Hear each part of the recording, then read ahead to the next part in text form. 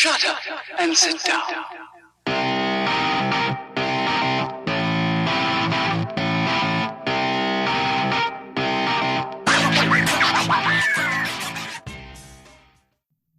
Hey everyone, welcome back to another episode of the podcast. One I hope that'll be proved to be just as good as the recent series. We've been talking with the thought leaders of the industry, at least the people that we think are the thought leaders. You think?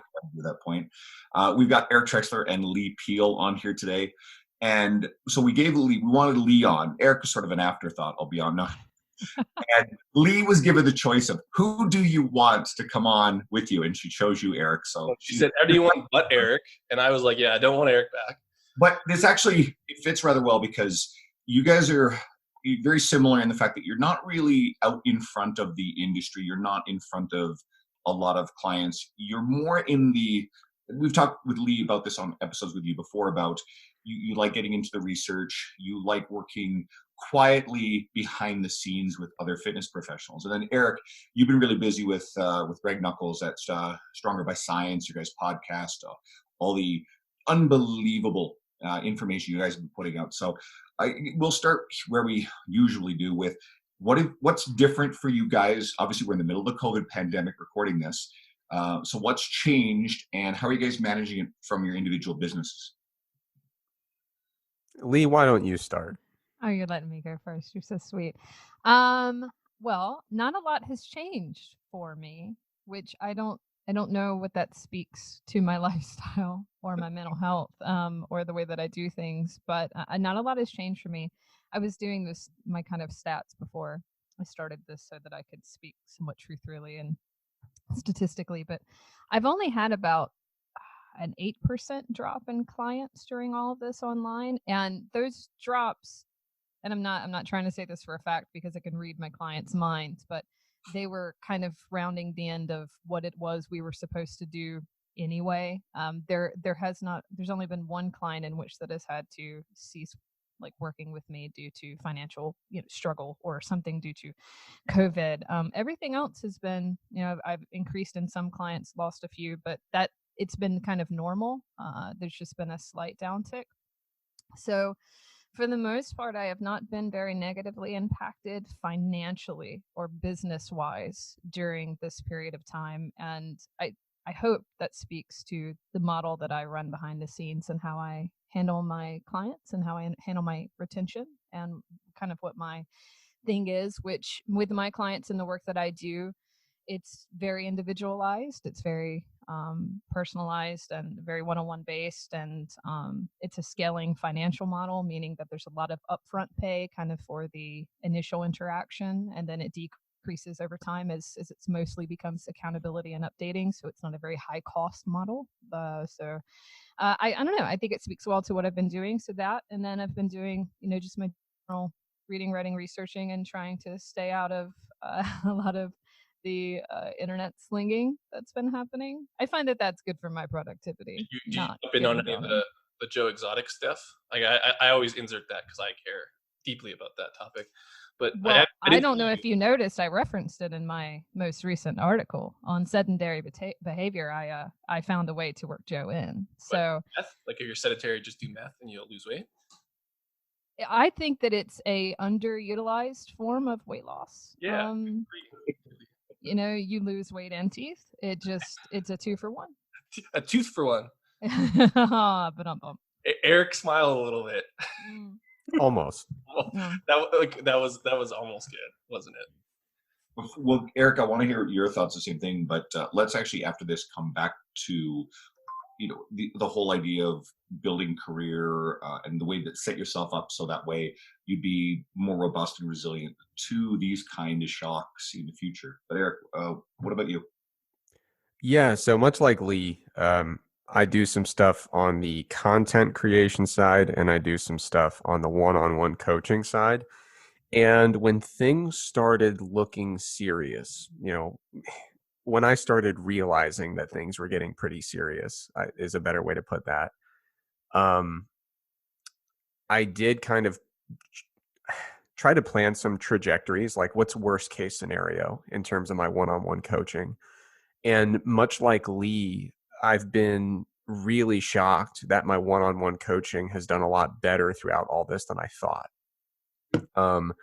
My coaching, I don't have a flexible pricing model like Leigh's, like it doesn't fluctuate across the time span, but I do have a very individualized approach to coaching, very personalized and a lot of interaction. And so because of that, I keep my roster pretty small. And the development of the relationship, I think, between me and my clients, I think has been a big part of that retention. Um, I haven't been unaffected because, one-on-one coaching tends to be kind of a higher price point as far as like online fitness stuff goes.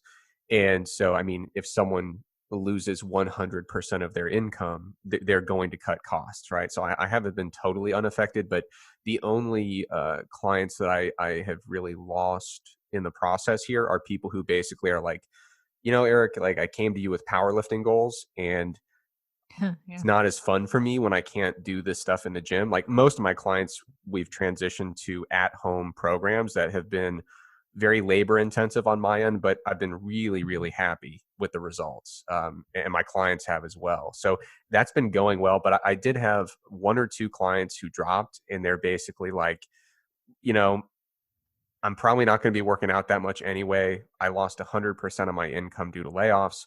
It just isn't the right thing for me right now. And it was, super understandable. Left it, obviously on extremely good terms, said doors wide open. If you ever want to come back, come on back. But I totally get it, but I did expect much worse in terms of the personal impact on one-on-one coaching. Content creation, things have ramped up. Because we realized for our free content at Stronger by Science, the podcast and stuff like that, we realized a lot of people are at home and have more time to consume content. And we wanted to make sure people had stuff to consume. And so we really made a conscious effort to ramp up how frequently we put out stuff. And we also made a conscious decision that we wanted to make sure people could access our stuff and not have to think about COVID. And so we made a really conscious effort right when things, like I said, once we started to realize, okay, this is going to be serious, we basically said, this is the COVID episode. We're going to talk about immune function. We're going to talk about adapting your program to training at home. After this, when you listen to our podcast, you are not going to be aware that COVID is happening. You can find that everywhere else on the planet. And like for the reason we made that decision was because for me personally, I stopped consuming all the stuff I used to consume because I was like, dude, this is not good for me mentally. Like I don't want to bathe in this all day. Like I want to be informed, but I don't want to be drowned in it. And so we tried to kind of adapt our content strategy to reflect that. And so, yeah, one-on-one coaching has been fine. I obviously, the biggest thing, it's always important to have empathy, but now more than ever. And so I have noticed that whenever I'm making content or even speaking about coaching, I realize that I'm very fortunate that I haven't really been directly like impacted big time, at least to this point. And so it's also tricky to even speak about that because that not everybody's in the same boat. So the tone I hope is not misinterpreted where I'm saying like I haven't been impacted directly yet in a huge way, and I totally acknowledge that that's a really fortunate position to be in. I acknowledge that a lot of people listening are not in that position. So part of what we've been doing on the content creation side is trying to make sure that the content reflects that level of empathy and that we realize that especially in the fitness industry right now, people are getting hit really, really hard. And to the best of our ability, we want to make sure that we are there for them. And that was the one weird, like we kind of talked about it before. I'm like, we should talk about the internet, blah, blah, blah, blah, blah, because it's just draining me. So initially when we started putting these together, it was like, let's just give what we can because people are thinking about this thing. And as it's kind of progressed, I'm like, let's not do any more of this just from a personal side, just because it's almost like people's viewpoints change after that initial burst came in. And then not that they want it to be normal, but it's kind of nice when there's more normal. And so I don't know what Andrew's thoughts are, but if we were to do it again, I think we would probably start out hot, just because like it's kind of nice to cover hot topics, and then give what you can. But then after that, almost not bathe in it, especially something like as negative as this. You know what I mean? What we've done, and I doubt Eric and Leigh, you guys have heard our recent episodes. We had Martin Rudy on here. We had Jordan Syatt, Mike Viconti. We had Chad Landers, Mark Fisher, Luca Hosavar, Pete Dupuis, and a few others. And yeah, we definitely talked about where everybody was through all this, but the overwhelming, and especially with Martin Rooney's energy, especially with Jordan Syatt's ideas, the what can you do with your time right now to help you come out the other side of this stronger? Because you've got the argument, and of course people have been arguing on the internet about, oh, now's not the time to tell people to, to grind and to hustle and whatever. But that's a spectrum. That's not a light switch that's on or off. But I certainly don't think it's helping anyone to, put your head in the sand, try to ride this one out, watch as much, watch as many good and bad documentaries. I think they're mostly bad on Netflix as you possibly can. Then as things start to open up again, then you stick your head up and go, okay, now what do I do? I mean, I just literally shared a status, an article I wrote in December that was widely shared, and it's just Content 101, consume less, create more. And I think now is a really good time. How many coaches have said, oh, I don't have the time to work on the YouTube channel I want to work on. I don't have the time to start that podcast. I don't have the time to write or create my website. Right now, especially if your income has taken a big hit, sitting there and crying about it, and forgive me for being insensitive because we're not insensitive about this stuff, but sitting there and crying about it isn't going to help you on the other side of this. If you go and put a whole shit ton of effort and work into this, focus on your attitude about what you can control, you're probably going to come out the other side hitting the ground running, and you got a chance to recover from this. Whereas a lot of the people who are, struggling with this, I'm worried they're going to leave the industry. I'm worried that they're going to go, okay, the income variability of our world is scary to them on a good day. This is a very bad day, and we've had a lot of them in a row. And those people won't be able to handle this. So you've got a choice there.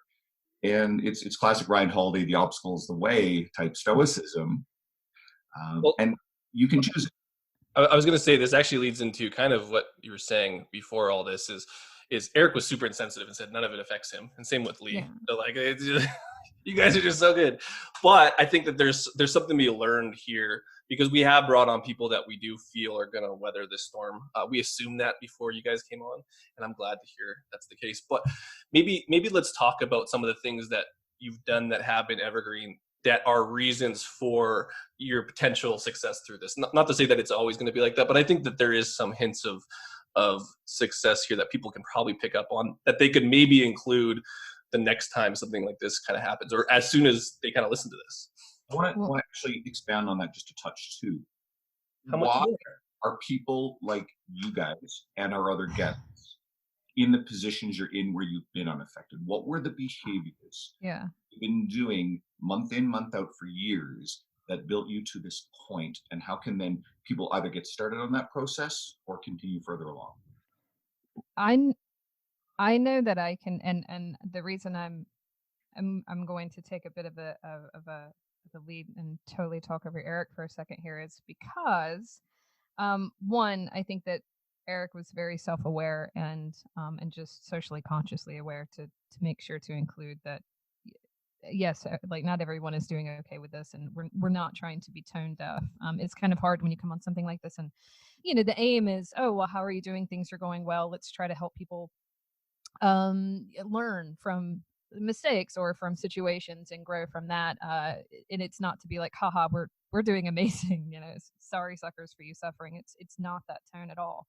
I would say, even to what you said, Andrew, is that for me personally, and this is a little bit literally personally, for me personally, I've been in the industry for a long time, and I've been through a few waves of things, and I've been in a very bad wave of things. I've been in a wave in which that, due to infighting or connections or blacklisting or changes in the way that things are done, or popularity, or people that you're friends with becoming all of a sudden the enemy, or people that you network with all of a sudden just deciding they want to leave, and all of those types of things kind of taking place.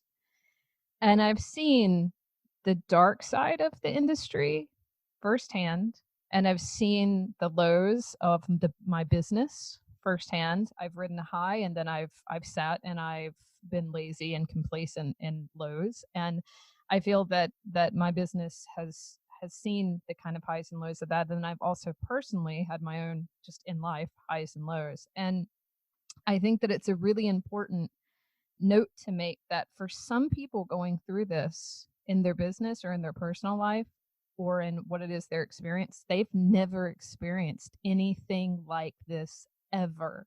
They've never come close to experiencing anything like this. They've never experienced social shock like this. They've never had to fear what the outcome of their business could be or if things are going to be okay. So I think that it's great in theory to sit there and say, take this time and dig your heels in and do what you can. But there's people going through quite literally shock, trauma, depression on levels that they've never come close to touching. And when that hits you, I feel like when fear hits you like that, and when the devastation of the unknown hits you. The devastation of the unknown has hit me. It's hit me for a long time. I kind of live in paranoia. I kind of live in protecting myself from the worst case scenario. I kind of live with what happens if this goes wrong or if that goes wrong or if I don't cover this base and legal issues. And I have lawyers. I have things like I have been in that kind of a place for a long time of fearing the worst case scenario and the bottom dropping out. So I've already gone through like those panic attacks and like then some. A lot of people haven't. They're new. They're brand new for people. They're really experiencing for the first time, and it can be absolutely paralyzing. And time and realizing that it's going to be okay. And to me, one of the most important things that I always try to do is just always see options. And you read that in a lot of self-help things, and you read that in a lot of psychology and research and studies. But the most important thing is not to catastrophize and to always see options, to try the best you can every day to see a way, see an angle, see a spin, see how you can spin things, see how you can turn things around. It's easier said than done, though, because when it's in a dark place and it's in a dark time, it's easier said than done. But that is what I always try to do. I always try to see that, and I put my head down and I just try to do the work now. I didn't used to do that. I used to get caught up with things when I was younger, and I used to get caught up with internet arguments and things and read stuff. And that's an age thing or a time thing. I don't know. But now I put my head down and I do the work. And I kind of, like how Eric said, they approached COVID. They talked about the immunity. They talked about things, and then they're like, well, now let's get to other things. Let's go through, and that's kind of what I've been doing as well. So basically, I've been hit with extreme dark times. I was already paranoid. I already made sure I had my list. I already made sure I had a lot of things in place, made sure I was trying to do things right, and was already prepared for the bottom dropping out. Worst case scenarios, laws being passed in which we can't do things online anymore the same way we thought we could. Like everything, you know what I mean? Like I always try to prepare for that period. So when this and of course nurture my relationships with my clients because they're people, not money. So that combination of those things, I feel, has put me in the place that I'm in. So in a way, being massively paranoid and really caring about people has allowed me to be in a place where I think they am. But I just want to highlight the fact that if people are getting down on themselves because they're not hustling right now, it's okay if you're being hit in the face with like a brick of emotions that you're not used to having. And can I actually comment on that really quickly? I don't want to interject too much, but something kind of came to my mind that I think is really, really interesting. Leigh, you and I know each other. Um, I'm sure you're aware I'm wired the same way, constantly paranoid, always worried. And so I think one thing that's interesting to comment on here is our response to the first question, where we're both like, you know what? I'm doing pretty okay. I do wonder how much of that is because of our perspective. So like I know for me personally, I realized things were about to get bad for the industry. And a literal scenario I ran through in my head was, have I made enough money in the first 3 months of the year that I will be okay with a $0 income in the last 9 months of the year? So that's how bad my projections were getting at the lower band of that interval. Okay. And so I think for me, like, I don't want it to seem as if I've been totally unimpacted, but what I try to reflect when I talk about it is a sense of gratitude, I guess, that I ran through what this could have looked like and things are better than the worst case scenario. And the gratitude about like anyone who's willing to do anything right now in terms of hire me as their coach, retain me as their coach, subscribe to Mass, download the podcast for free. Anyone who's interacting with me right now in a professional setting, I've been really overcome with gratitude the last month or so that people are still maintaining that relationship. So I think that's one of the things to keep in mind, is that like the perspective is a big deal there. One additional thing I want to mention, you know, we talked previously about like what should people be doing and how should they be reacting in terms of their response to this stuff. And before we recorded, you know, Dean mentioned I almost never post on social media. Like I have no voice whatsoever. It's not intentional, but it's a reflection of my mindset. And I am, on a scale of 1 to 10, I'm like a 14 out of 10 introvert. So that certainly plays a role. But also, I just don't really feel like I'm in a position to tell anyone how to behave, act, react, speak.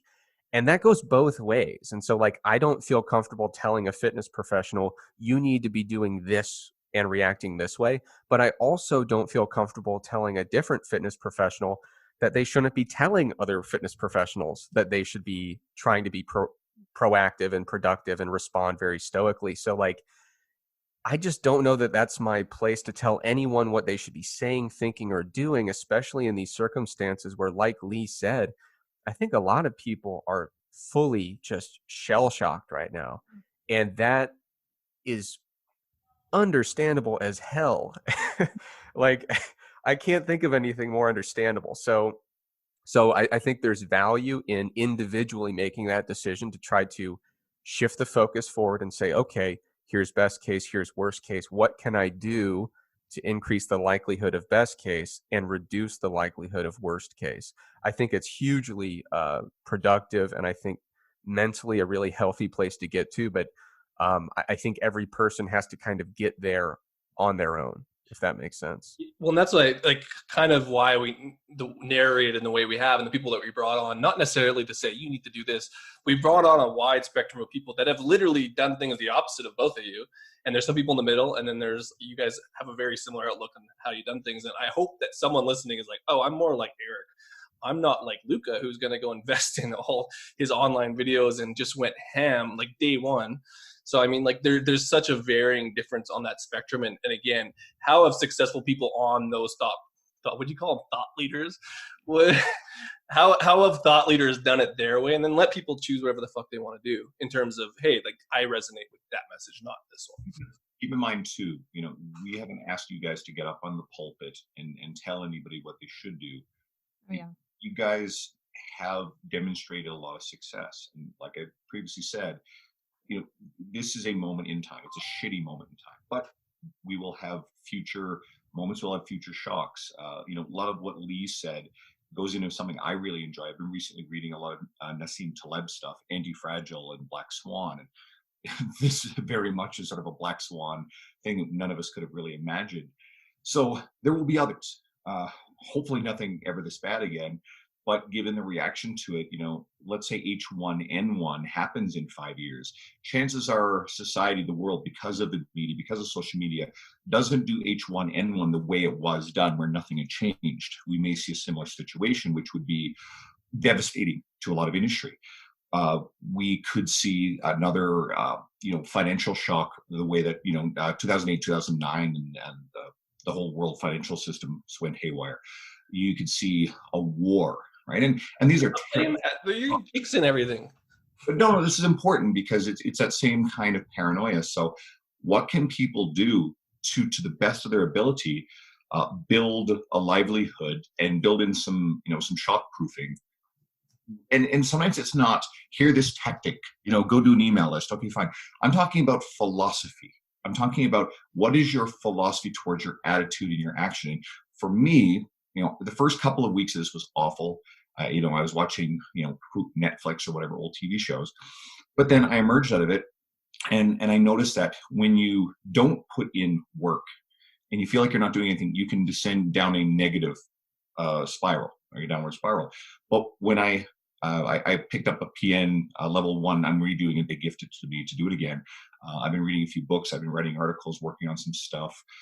And when I put effort towards all those things, it feels like a really positive upward spiral, and I feel good. And it's been night and day for my emotional well-being.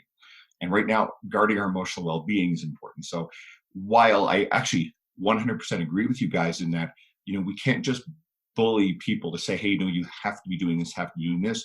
From my personal experience, and again, I'm in a position like you guys where, yeah, this is knocked me down about 50% of my income, but 50% of my income is very livable. So I'm not, massively stressed out. But like Eric said, I did not know what to walk into. So I'm in a better position than some, but I'm in a lot better position because I realized that by trying to do as much as I possibly could to better me for whatever comes next and to bulletproof me against future shocks, I feel emotionally way better. Yeah, and Andrew, I think that's a great way to put it. Where it's, I hope it didn't seem as if I was accusing you of saying people have to, if you're not being productive, you're a loser right now. You are bringing on these different perspectives. I think my whenever I approach this topic, my first thing is to say, however you feel right now is okay right now. But I agree with you that, the important thing is shifting your focus toward what is going to get me from just getting by day to day to actually really recovering from this and really feeling like I'm set up in a spot where I'm in a good place. And I'm much like you, Andrew, in the sense that when I'm unproductive, I'm very unhappy. That psychologically, it helps me to feel that I have, I've got my hands on the situation and I'm controlling what I can control. And so for me, like I said, the second this stuff kicked off, so with my one-on-one clients, it was immediately, we got a lot of programs to change in a big way right now. And so jumped out ahead of that, jumped out ahead of ramping up the podcast. I do statistics for a few labs across the country as a researcher. And guess what? When labs all get shut down, turns out they have a bunch of analysis they need done because, again, they want to feel productive. So they're like, well, we better write, if we can't collect data. And so for me, what I found was all aspects of what I was doing professionally ramped up immediately. And at first, it was a little bit overwhelming because I felt like I was being pulled in a lot of different directions. But after I got over the initial sprint, I looked back and I was like, God, that was a lot better than having downtime. So then I was like, okay, no more downtime. What can I work on next? And so that's been the approach I've been taking. So I definitely see eye to eye with you on that. Well, I just think you're a bully, basically. Yeah, you've followed everyone. I think that Yeah. you're terrible. I think you're basically telling everybody they suck and they're losers, and I can't believe I'm even on this podcast. But no, essentially, and what Eric's talking about, and I think what's so hard for people, I've been working for myself for a very long time, and one of the hardest things to grapple with when you do that is being proactive versus reactive. When you're in a school environment or a work environment or things like that, you're usually very reactive. You react to assignments, you react to jobs, you react to being told what to do. A lot of people right now are not being told what to do. They're not having anybody tell them anything to do, which is why, to some degree, to do the flip side of the coin, someone online being like, hey, you know what? Get off your butt. Go do something. Do this. Write something today. Read something today. People like that can help too, because they provide a system or a structure put in place that says, no, go do something. Don't just sit there and binge watch Netflix. So structure and being proactive, it's a very hard thing to create in a vacuum on your own. It's very hard to see that kind of abstract picture and pull it all together and to create a schedule for yourself. And that is exactly, if you're in a place in which that you're not in a writing it out place, and your goal, because I think we should all have goals. There was kind of an argument about that, right? I did see that one, about whether or not we should be goal, and I absolutely believe in goal setting. Every single day I believe in goal setting. Goal setting is medicine for me. I have to have goals. I have to set goals, and for me it's part of my structure. It's part of my mental health. So goals and having structure and setting to do every day, no matter what, and following that is really important. And I think trying to create that structure for yourself and making sure that you have that innate structure is really important. So my philosophy is literally every day I learn something, I do something, I write something, I read something, I go towards something, or else for me, essentially, it's just death and dying, and I'm going into the entire other direction of like life. So that is part of my philosophy. I just never stop learning and never stop investigating. I think the most important thing during something like this, and you guys may agree, is what we're learning and what we're looking at and what we're taking in, because it's so easy to be distracted by all the things that it's, oh, let me get into that rabbit hole, and I can go down a rabbit hole. I can go down some really bad rabbit holes, and I just have to pull myself out and be like, what's the rabbit hole that's going to bring me out on the other side, a more successful and intelligent individual, versus a rabbit hole that's really just glorified entertainment and that's not going to achieve anything as a success for me. So structure and trying to do those things and being a proactive person instead of a reactive person is my philosophy, and how I think is a part of I got through this, not just having my own email list or depending on my kind of business and marketing tactics, but really just always wanting to be better and trying to focus on the right things. I think that's a universal philosophy that, I don't think that is anything new to you. I think that's probably permeated the vast majority of your career. And I think it's underpinning why you are where you are. And that's what I'm getting at. So, um, Leigh, roughly kind of what was the first major, like, worldwide shock that you went through in your career? I want to use that as an example. Forgive me for dating you a little bit. No. Here's the thing. I do believe, I'm not saying it's going to happen to everyone. And I think we all stumble or idiots more so than others, of course. But at some point, you will be criticized. And it's really hard. It's really hard when that happens, especially if they're right. And I don't know how I have a lot of friends who in the industry and colleagues that put themselves out there and that make opinions that go online, and they say something, they put up a post, they make a comment, they think they're doing the right thing, or they think that they're on the right side of things. It's nothing about it is this is excluding anyone who's like just a right and out charlatan or snake oil salesman. We're talking about people that genuinely just are inspired, they want to help, they're enthusiastic, they got gumption, they want to be a voice, they want to be a thought leader. And at some point in being a thought leader, you will be caught in something. You just will. You'll either be wrong about something, you will not have slowed down and taken the time to interpret research in the right way. You'll ally yourselves with the wrong people, not meaning to, just by happenstance. Criticism is going to come your way at some point. So for me, one of the hardest things to do is, I've been in this for a really long time, and it's really hard when you're saying to yourself, okay, I'm going to be someone that goes online, be it in research or be it in my content creation or be it in a Facebook post that I make. I'm going to say something. I'm just going to say something, and I'm going to be someone that says, I'm someone saying something. I'm not just going to post a cat video today.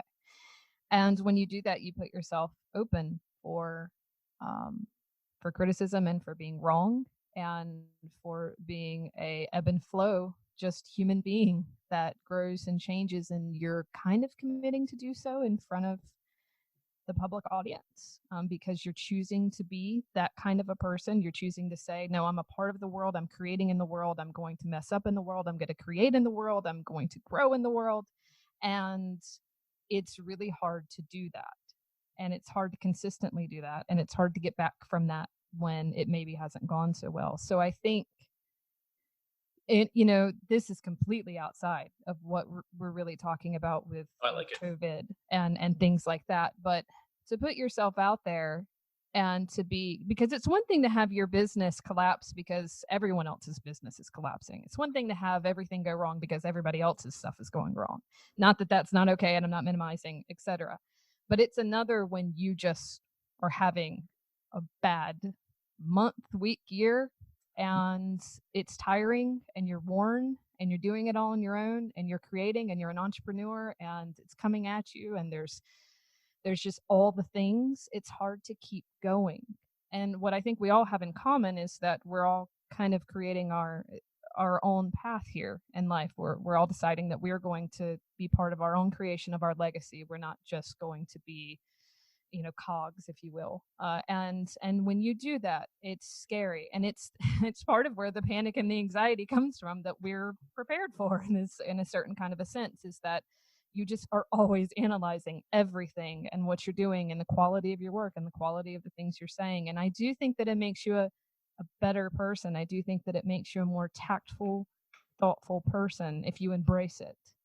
I do also think it can make you a plugged ears person if you don't, but I embrace it, and I embrace what it does. But it weathers you, it breaks you down, but like muscle, which is apropos for this conversation, it builds you up, and there you go, flex it, and I think in the end, it's I'm better for it, even though it's been a painful and traumatic experience. I think it is important though. So like, if you think about like, if we scale back to like what people are saying, and I don't know where the fuck I seen this, but it's like, you need to grind, you need to put stuff out there. And so people are feeling overwhelmed because they feel like they have to go right, and they have to go put content out there at a higher pace than maybe they felt that pressure before. And I even had someone message me today. It's like, it was actually really specific, and it's funny. He's like, do you have imposter syndrome? Because we're talking about podcasts and putting stuff out there. And I'm like, yeah, all the time. But I think that people are feeling the crunch right now. And so maybe let's go there in terms of advice. And maybe we can start with Eric, because I saw him wording stuff that he had some thoughts on it. But like, how do you get around that, just period? Because like, I kind of know where Eric might go with this, but like, Eric releases a thing on metabolic adaptation, and you're putting that out in the world, and people could criticize that. And I think a lot of people don't even want to put something out that's half the effort of that, because they're so worried about the backlash that might come out. So maybe let's just go there, because I think people are still feeling the crunch to do that thing now worse. Yeah. So the question being, how do you get over that imposter syndrome when it comes to your content creation? And just put it out. Like, how do you go about putting it out there, and just knowing that people might want to put it out there more now because they are at home and they feel like they need to, and they're still not doing it. Right. Yeah. I mean, it's tricky because there's always that balance between your raw level of productivity and your confidence with each statement you've made. So for example, with an article like that metabolic adaptation article, I mean, that was a book. It should have been a book. I mean, it was, God, I forget how long, but it's long. And I think with something like that, there's always that balance between, I could put out a lot of stuff quickly, or I could put out something that, whatever criticism comes at me, I'll say, nope, I stand by every word in that, because I know I put in the due diligence and I checked everything. And the biggest thing that changed my content creation, honestly, has been working with Greg Nuckols at Stronger by Science. Because before I had to, send him my articles before they went up, I realized there were a lot of statements that would just kind of fill space in my writing that I didn't fully mean 100% in all contexts. And the great thing about Greg as an editor is he will find that one statement that is clearly not the point of the paragraph, and it's just kind of something that's there, and he'll be like, you sure that you can defend that in all contexts the way it's currently written? And so after going through that process a few times, it's really made me think about, am I ready to let this thing go? But I think the most important thing you can do is focus on having a really good editing and revision process, even if it's just you editing and reviewing your own work. And at a certain point, you have to have your content to a place where you say, I feel really good about this and I'm ready to put it out. And the one thing that I always tell people when it comes to creating content and making that decision to put it out, first of all, you should, feel really good about it. Of course, when I say you'll stand by it and defend it, that's only if you're right. It's okay. Like if somebody says, hey, you're wrong about that, you shouldn't defend it anyway. You should be like, oh yeah, that's a really good point I hadn't considered. But the thing I always tell people when they get this nervousness about it is like, if you don't want to be criticized for it, keep it to yourself. We're in the publishing game now. And so if you keep it as a Word document on your desktop, that's fine. And no one will criticize it. And they never will. But that's kind of part of that. That's the cost of admission for this game, is that when you put something out, someone's likely to criticize it. The most important thing is, in your editing and revision process, have you thought through what some of the most common criticisms might be? And is your work really robust and resilient in the face of those criticisms? Of course, like Leigh said, every now and then you might find, oh, I totally overlooked part of that study. You can really bog yourself down with worrying about every possible scenario for a piece of content. But, it kind of softens the blow when you look at it that way. Like, if I don't want to be criticized, I'll keep it to myself. But once you publish it, that's just part of the game. Well, I think it's kind of good that you point out that. I don't know where you're going to go with this, Leigh, but in terms of like, you got to do the work. And I know like people like if you don't go through a process of going through that, questioning yourself for like, am I wrong here? Then a lot of it just becomes observational, and you don't even know you're being that person without having these arguments. And so I don't know, I would just rather, I don't know if I call it ethical or whatever, but if you do the work and do the research, I think you'll feel more confident. So a lot of these people that don't feel confident, I just don't think are doing the things that they need to do to feel confident about that. Well, and that's a really good example. I just kind of thought of this as you were saying it, but I recently wrote an article about antioxidants. And that's not an area where I did most of my research as a doctoral student. And that article took me way longer than it needed to, because I wrote the introduction and I said, I don't think I have sufficient depth to really make of these topics to really pretend that this is a good comprehensive summary. So I read more research, and then I tried the intro again, and I said, I still don't think I have enough depth to feel confident that all of these statements can stand up to criticism. I went through a lot of original research regarding antioxidants, and it was to make sure I wasn't doing the same thing I see in other antioxidant articles. And that is, what is the real distinction between oxidative stress and inflammation? Most people kind of gloss over and say, it's all the bad stuff that happens. And if you eat fruit, you don't get it. But like, are you willing to really suss out those details? And if you're not prepared to do that, you probably shouldn't be putting out the antioxidant article. It doesn't mean you can't make the content. It means you have to do the work, like you said.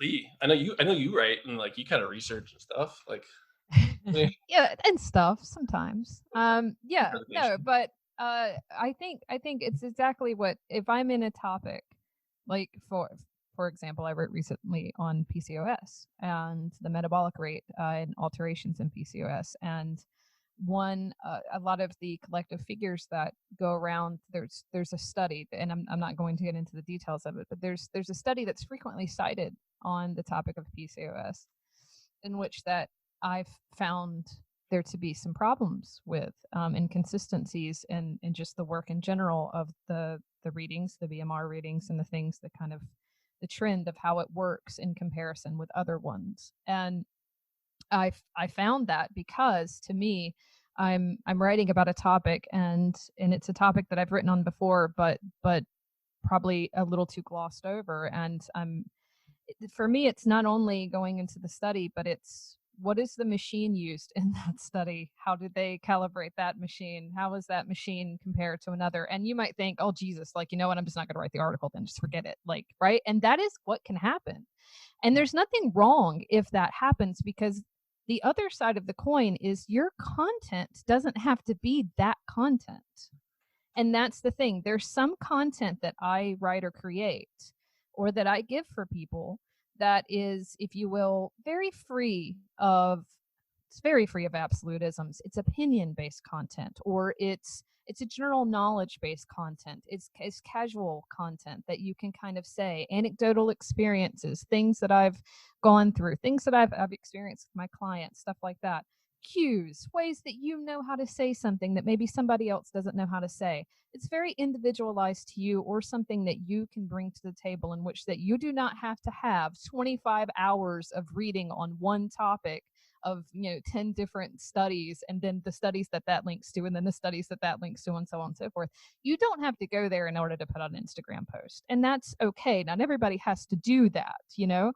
I want to do that because I like to get obsessed with things, and I like going down like spaces, and I like furthering my knowledge of stuff, because when I have a client say to me X, Y, and Z, I can be like, well, I understand that you're saying that your PCOS is contributing to this, but when we look at the research, we're seeing this, and I think that there's actually a hole here and something worth discussing and looking at. That's me. That's what I want to do. And I'm not even in the academic field publishing papers. I'm just weird, So I think when people talk about getting hindered and imposter syndrome, I think most of the time, and I can even say this for myself as well, it's when you go outside of the league that you're in and where it is that your scope, where you belong. And that's when it's like, oh, you know what? I stepped into a field I don't belong. And there's minds for a reason. And if you can just kind of keep that perspective, you can create content by reporting on other people's content. You can create content by just, putting together very rational, common sense things that other people may not have thought about. There's so many ways to go. So I think that a lot of that is being hindered by looking at someone like Eric and Greg and what they do and being like, yeah, I have to be Eric Trexler, which he is damn brilliant. And I it's would very, caution against that. Big it's time. true. It's very You don't want to be intimidating. Eric Trexler. Very intimidating. Even No, just I his caution about presence. being me, not wanting to be. We're all agreeing with you, Eric. I don't want Yeah. to be. No one Yeah. wants to be me. But yeah, it's knowing where you want to play and where you can give, what it is that you really bring to the situation, and how it is that you help people the best. I think that is what's part of hindering people putting out content the most, in my opinion, is not knowing how hard you want to work it. Because it is, you do have to read 20 things to write a sentence. It is one of those kinds of things. And that's just the way it is. But, yeah, sorry. No, it's fine. But it doesn't, that's not all content. Well, that's why it was good that you kind of broke them up. Because I think like a lot of people, like you broke it up by opinion-based, and then we'll just use evidence-based, like whatever you want to call that, informed writing. I think a lot of people get worried about their opinions, which I think rightfully so. I think that is probably more criticized if you didn't do the work or whatever, because it is an opinion. Is there anything, and I'm looking at this because you both write evidence-based stuff, is there an amount of time or amount, like, because there's short, there's medium, and there's long form. We'll use Eric's long form novel, and then there's like medium form, like 2000, and there's like a Facebook post. Is there an amount of, I guess, research that you think is kind of the bare minimum to reduce stuff? Because I think a lot of people, myself included, when you put something in medium and short form, it's very hard to cover all your bases. It's possibly feel comfortable trying to cover all the context. Do you have any advice for people that are trying to put stuff like that out? And maybe we start with Eric. I don't know. Yeah, I mean, short form. Yeah, well, no, that's a good point. In terms of how much research has to go in it before you put it out, I mean, it goes back to like what I said with, I'll write a really long article about nitric oxide, but that stuff is burned into my soul. It was the topic of my dissertation. So I can write that stuff quickly because I feel ready to defend the concepts without doing a lot of additional reading. But like the antioxidant stuff didn't go nearly as deep as my nitric oxide stuff, but a lot more research went into it for me to have that confidence that this piece of writing was really robust to whatever might be coming my way in terms of criticism. But on the topic of shorter form content, it's sometimes you have to make that concession and say, like, this is short form content. It's not going to have all the nuance. And what's really funny is most of our articles for Stronger by Science are like, I don't know, 6,000 words plus. I mean, they tend to be long. And so we try to put things on Instagram too. And what I've noticed is sometimes people hold our Instagram content to our 8,000 word article standards. And so I have had situations where I put something together for the Stronger by Science account, and somebody says, you failed to mention these different caveats regarding the methods in your caption. And it's like, yeah, I mean, the caption's limited in, how much text you can put in there, but it doesn't mean you can't make the content. It means when that comment comes, did you think about it when you, like, is somebody blindsiding you with that detail and that's why it's not there? Or is it not there because it's short form content? So when someone makes that content, do you have to say, oh God, I got to revise the entire conclusion? Or do you say, yeah, I didn't mention that, but it factored into the content. I was aware of it. I think it's really important for anyone who is thinking about starting to write and who isn't of the academic background that you guys are in. A lot of this stuff we're talking about the kind of stuff that you guys or Mike T. Nelson or Travis Pollan would write. We're not talking about, recently we had Jordan Syed on here, and Jordan talks a lot about editing his articles. Jordan is a good example of someone who writes very accessible to the end user who wants to learn how to calculate macros or just some other really straightforward stuff. You don't have to write things, and Leigh said this, I'm just paraphrasing it, that are going to meet that kind of academic rigor to be in the space that you guys are in, right? A lot of the stuff that's being written out there is nowhere near that space, so don't let that deter you either. But I think it's really worthwhile to go, and if you really want to learn more in-depth stuff, this is where they should be reading your guys' work and some of the other, high-level research. James Krieger is another really good example of someone who just functions on this space. Go read your guys' stuff, but don't hold yourself to the same standard or try to replicate what you guys are doing either. Well, the reason why I brought that up, though, is because, like, we can talk about internet arguments all the time, but there's people who will write something fairly simple, and they are blindsided.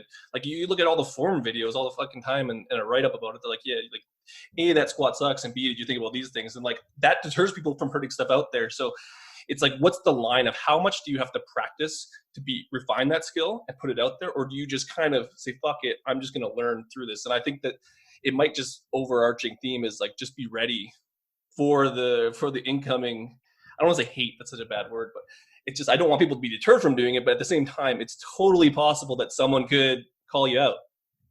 Yeah, I mean, what I do with my work is I literally attack myself from all sides. And I ask every question I can possibly think of asking. How did you come to that conclusion? Well, where do we derive that from? Or what is that? And again, that's if you want to go down that avenue of things. But I try to come at every single angle and variable of how something comes about, how we achieve something coming about, how that was tested from coming about. And it is neurotic. I just want to make that very clear. But it's also science, and that's kind of the point. And the point isn't even it's not even to be right. That's also not the point, but that's a different argument. It's just to relay or to come to more conclusions. But what I would say, somewhat to your point as well, especially when you're talking about form and things like that, there's a lot of arguments to be made about what form should even be had, and if there is even proper form, and there's so many places in that. And one, you can just be talking about cues, comfortability, how I feel. I feel like this when I do this, and I feel a lot of I statements and I feel statements are very good if you don't understand where you're going from that. And then there's also, let's say you read Eric and Greg's article on something. One of your content creation ways is you're essentially a news person for your feed. And you say, hey, I read this thing. I'm going to summarize what I read in my own words and how I kind of came about, like, what this content meant to me. And this is how this content is going to apply to my life. And this is how this content could apply to, like, your life or what have you. I'm going to take this into account. That's content. Mm-hmm. That's essentially what most news organizations do every single day. Some expert has said something. They then turn it around and regurgitate it into their own words and how it relates to their listening audience. That's content. And you are not even saying that you're the expert. You're not even saying that you're the one that formed, all these hours. You basically can just rob Eric of all his work and all the effort that because it's happened to him, and you can simply say, here's what's been found out. Now go do, and or good luck or whatever. This is my thing. So I think essentially it's just understanding how much work you want to do and where your voice is, and be it short or long, just knowing where you don't want to work or how you don't want to kind of participate, and then just not going past that line. And if you do that and you stay consistent in that, I think that you'll have a really good brand and message too. Well, I'm glad you highlighted that too, because it's not, Andrew brought it up, but you don't want to scare people from not doing stuff. But I think that you get good tips on, you can still narrate things. You can still say, you can still do all those things, which I think is the practice to possibly get to these things where you want to be without having to worry about the fallout of it. Because I think that's kind of where I think people get paralyzed by not doing, and they don't do anything, which is the exact opposite of what we're trying to get across. Let's actually ask you guys, because we've alluded to this, the ultimate short form content that opens people up to aggressive criticism, and that's arguing on social media, which you guys don't tend to habitually do. But we've got people in our industry. We love sort of having fun with this sort of thing. And even I recently will wander in and dabble a little bit. We talked with Mike Isertel, and he's clever in how he does it. And he says it's something that keeps him a little sharp. But, you guys clearly avoid it. So why do you do that? And what's your sort of philosophy around navigating that world? I mean, I can start. I don't do it because it's just not me. Leigh, by the way, for a conversation like this, Leigh is so much better than me. All of her advice throughout this conversation is so much better.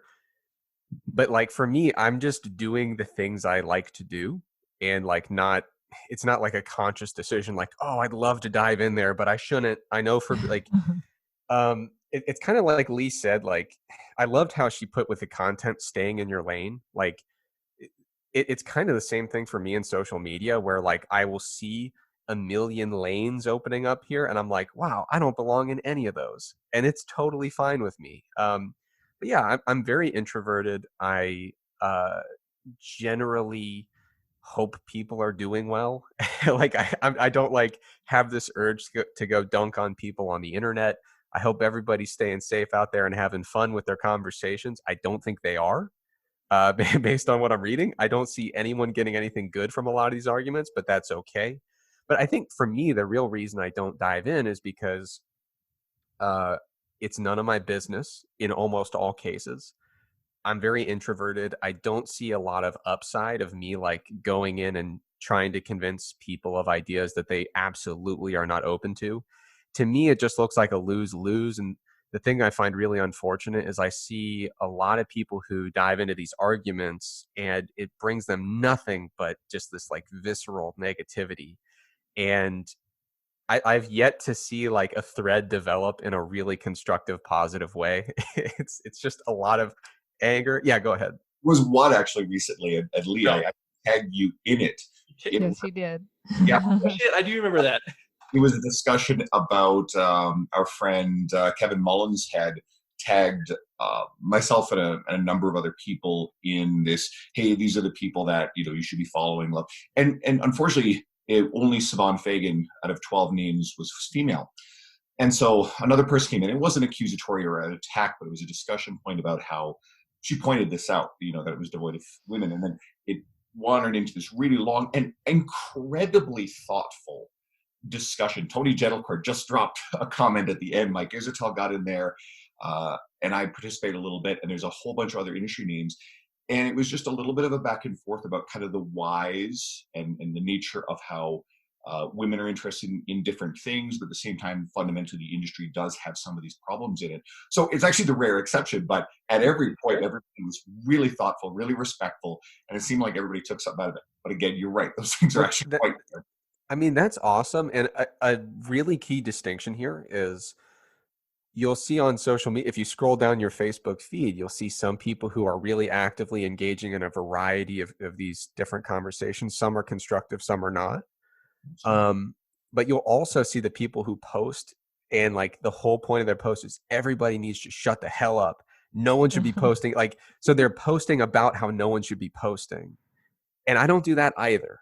So if people want to engage in these conversations, I think it's good that they have an outlet to pursue that. I understand that some people are making really important statements in these conversations. So I'm not saying that no one should be engaging. I'm saying I'm going to stay in my lane. It's just not something that interests me and brings me positivity and brings me joy. And so I hope people are getting exactly what they want out of it, but it's just not for me. You should do what I do. I call it post and ghost, but it's like a combination of GIFs, I say them, GIF, post, and ghost. And you kind of like put your thought in a GIF and then just fucking leave. And then it usually gets the most likes. So it's John Russin does this better than anybody. He put up something sensational, bombastic. John Russin. He gets these little bites. There's actually research on the number of characters in a Facebook post, a Twitter post. It's actually in the book Everybody Writes, and the author Anne Handley, I believe her name is. She actually mentions this. And so I think John must have read this shit, because this is what he does. He'll put up something, it's half caps. You'd think it's like fitness industry Donald Trump stuff, except not in that kind of realm. And then he just gets out of there. And then 250 comments later, everybody's going completely bananas in there. just drop the mic, and it could be like the worst statement ever. But like, what are they gonna do if you don't say anything? It's like when you get bullied and like, well, just don't like say anything back, and they'll leave you alone. Totally works. Leigh, what about Elvis? Sorry. Well, I used to. I should caveat and say that my following. I don't even know what that is, but my audience was built based upon arguing with people online. I would like to think that it wasn't, but I think that it's probably pretty truthful to say that I would get into internet debates. And when I say arguing, I'm not talking about throwing a lot of ad hominems around, but when I would get into discussions online, I would get friend requests on Facebook. I mean, that would happen.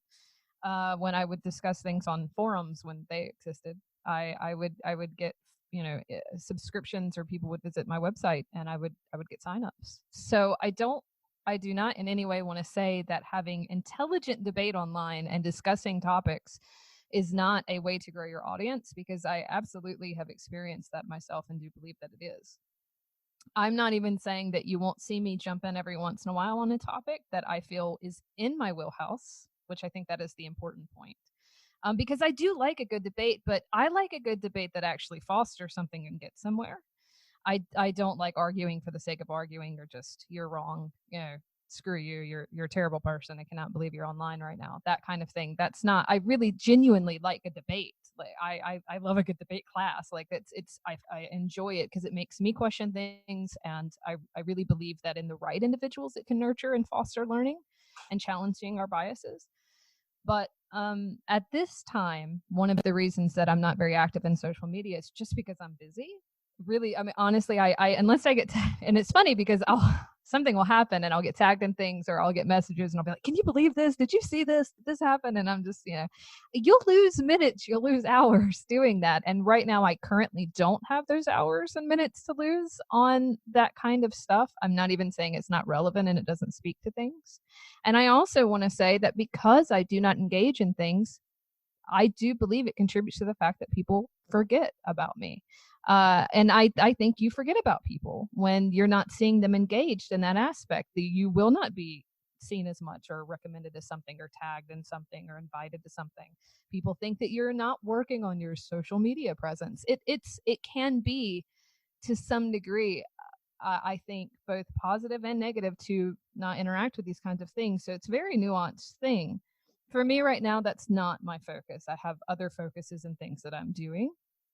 But it's not as if I don't want to claim like I'm above debating in a social media post. I'm not. I think that there's good that can come from things like that. And I find that articulation and being tactful in your approach into how you do these things actually says something to your brand. In my personal opinion, I see how people interact, and I see how they articulate their words, their research, their thoughts, and it lets me know who they are. There are people that I have found and become friends with, or colleagues with, because of how they quote unquote debated online. So I don't think that I'm above it or anything like that. And I think if people want to debate and interact in that way, that's great. Right now, I'm not participating in it because it's just simply not my focus or my time or my attention. But it has been a part of my career, and I do think it has its place when done so intelligently. I think Leigh, if I could piggyback off of that, not only do I not think I'm above it, I think I'm actually below it.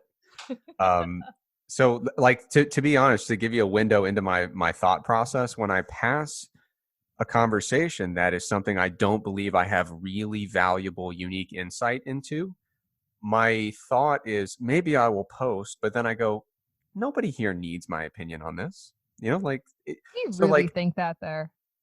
I really do think that. You really do. You really think that, generally speaking, you have little to contribute to something like that, because you're an incredibly thoughtful and articulate person who sees things from angles most people don't. And I'm not just blowing steam. I'm getting really sick not. of this I know. conversation. You I keep understand, saying these things about me and my writing, and I know I you don't know. mean any of them, because I I've don't. met you in person. You're not I'm a nice just- person. I know I'm really not, but you really genuinely feel that way. You're just like, I have nothing to contribute here because my voice isn't a collective writing positive 10,000 influence. word articles. He has no time either.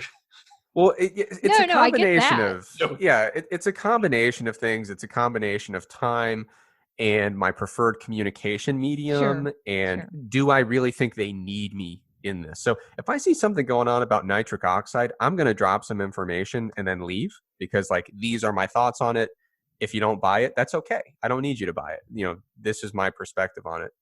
I'm very comfortable with people not agreeing with me. So that's why I don't really get into the back and forth stuff. I'll say, here's my thoughts. And people say, that's stupid. And I go, okay.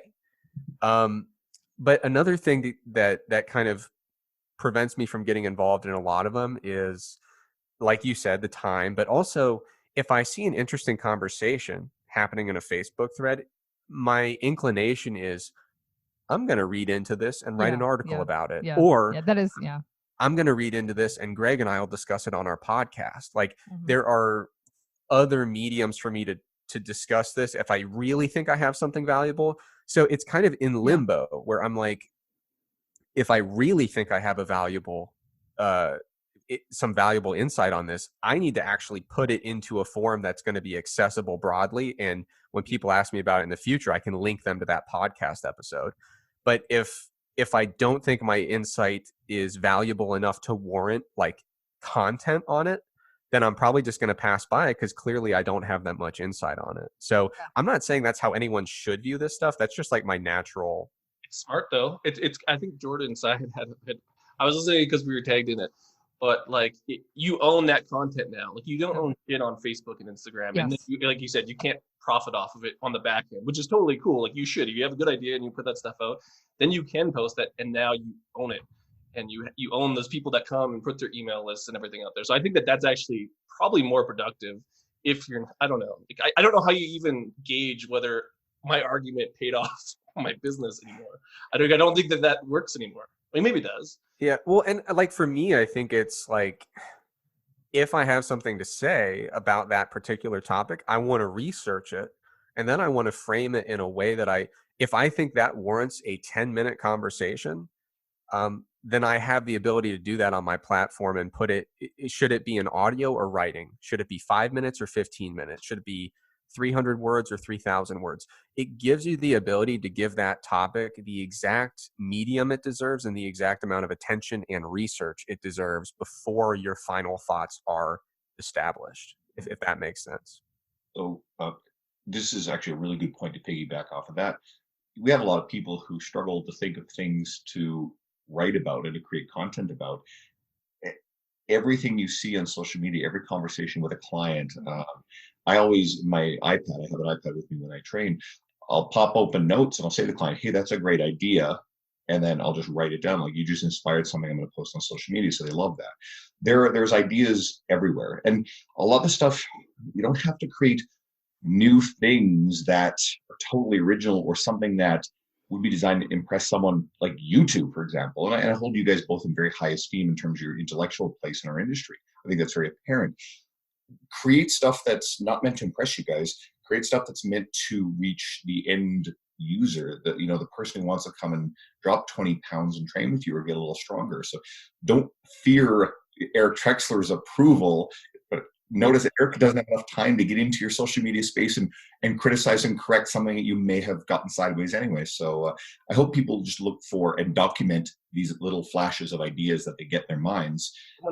Someone tagged them recently. Our buddy Daniel Brock. Yeah, I think he tagged Leigh too in one of them. But Eric popped in on Facebook and gave him a thumbs up. So like, that was, I saw you. No, that's a really important distinction, by the way. I think that actually is really important to note. When people tag me and stuff, I don't like ignore them. Like I said to Leigh, I don't think I'm above it. I think I'm below it.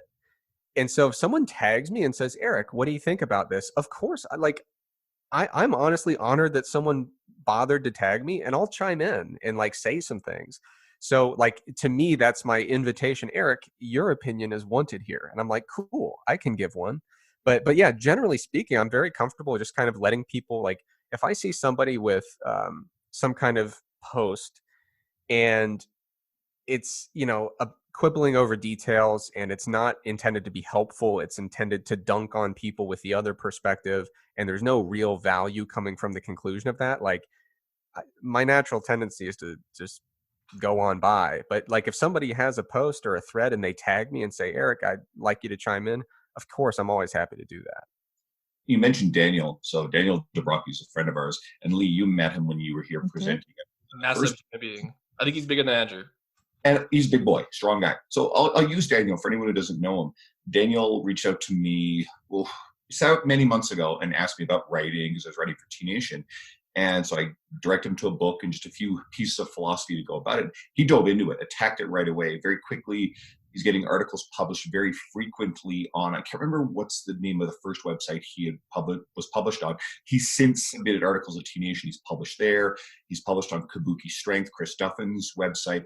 And this guy just attacked the writing process and researched it very aggressively and put the work in. So, you know, he came out of nowhere in the fitness space.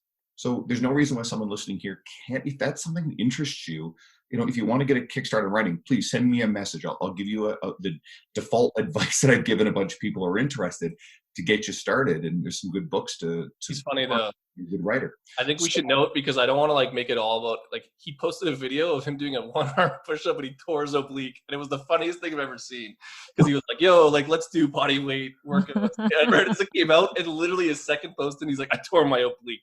Don't do it if you're built like a orangutan. Like, just ease your way into it. That was his best piece. And have fun with yourself.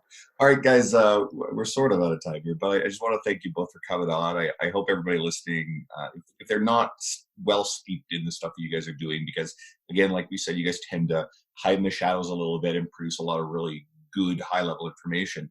I hope you guys will all dig a little deeper and go check out what Eric is doing, go check out what Leigh is doing. And for both of you guys, we really appreciate you taking the time to come talk with us. And let's remind everybody where they can find you guys. Leigh, we'll let Leigh take it away. You can just I'm really behind the scenes right now. I'm not even, this is so not the time for me doing a podcast because I have absolutely nothing to share on anything. But I'm always taking clients. I will say that there's a waiting list. But you know, they're in and out these days. So you can find me at leigh.com. Google Leigh Peele, and I'm kind of on Instagram, kind of on Facebook, but you can find me there. I think your friend list is open too. I think you still have some open spots if you want to get yeah, on. well, Ooh, that's not a good status symbol. Yeah. You got to get that filled up. I was just checking.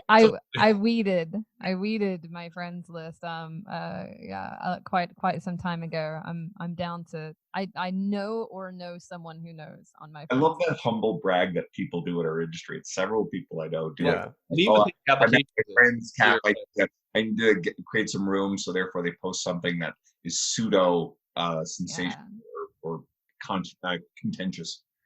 Well, send her a private message and like list your resume so that Leigh can like accept you, because she's very. I'm incredibly I'm massively modest with that. I just want to make sure what I weeded was people that I'm not entirely sure are real. So, I weeded unreal people, and yes, I do have friend slots open. As long as you're real and you're just a normal person who wants to interact, I'm fine with you adding me on Facebook. So if you're listening and you're not real, you shouldn't send a... Yeah, exactly. You're a bot. Yeah. Would you guys even believe that I also have open spaces on my friends list? I know, it's crazy. Like, we need more popular guests here. Yeah, seriously. Have some standards. That hurts. People are adding you in the hopes, hey, can you introduce me to Greg Knuckles? You probably get a lot of that, don't you, Eric? Sure, yeah. Wow. That was mean. That was chirping him the whole time, so I had to have a little fun with him. It's not mean at all. Greg is awesome. Eric, you are also someone who, not everybody gets this, but you've done solo episodes on our podcast. So guess what? We actually wanted to talk to you too. So. Well, there you go. And by the way, anyone who's listening, if they want to reach out to me, I'm most active on Instagram. My handle's @TrexlerFitness. You can find me at strongerbyscience.com.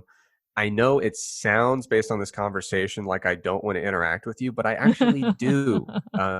Like I said many times, I think I'm below interaction, not above it. So if you want to interact with me, of course, I'd be happy to chat with you. That's the constant battle of any introvert, is that we love people, but we are not going to reach out and force interaction upon people. But seriously, if you want to interact with me on the internet, send me a message. I'm very friendly, and I do love talking to people. If you have fitness questions, I answer them quite liberally. So yeah, I'm not a mean curmudgeon. Physique checks? It's a trap. No, not physique checks. No physique checks. Okay, just do not reach out for those. Okay. But yeah, and like I said, probably the most important message I like to convey anywhere I go right now is people in the fitness industry, stay strong. I know it's a tough time for a lot of people. And if you are fortunate and not going through a really brutally tough time, I know everyone's got their own challenges right now. Please remember to be empathetic. And now more than ever, there was always that cliche, you never know what somebody's going through. Right now, you have no idea what somebody's going through. So try to keep that in mind when you're interacting, whether it's in person, on the internet, and be a little bit more kind in those Facebook arguments. That would be my message. Can you please title this episode Eric Trexler, the hero we need? Can we just did Batman though. I mean, especially when he ended it like that. Who would you be in that photo? Would you be the what's his name? Harvey Dent with the light? Or no, who's his dude? Who's the dude with the light that shines the bat light? You guys know I've never seen any movies, right? We've talked about that. You're the worst. You don't know anything about movies. No one knows who this guy. I don't. I haven't seen the Batman movie since Keaton. Yeah, but you quoted the Batman movie and you didn't know anything about it. This is like the worst. The guy who shines the light.